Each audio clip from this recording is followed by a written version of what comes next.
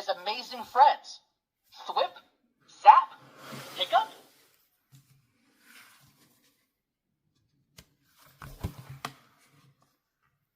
Spidey and Miles find Green Goblin reading about a sword he wants to steal.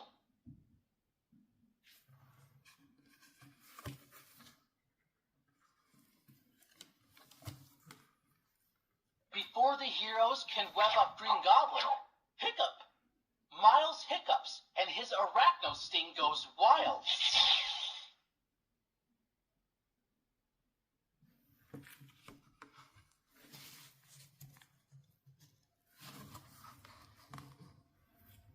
Green Goblin escapes. Miles feels bad that he couldn't help save the day.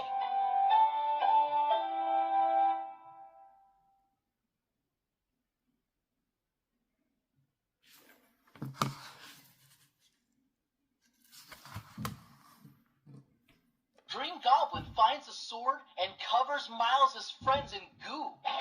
Hiccup! Miles thinks of a way to help.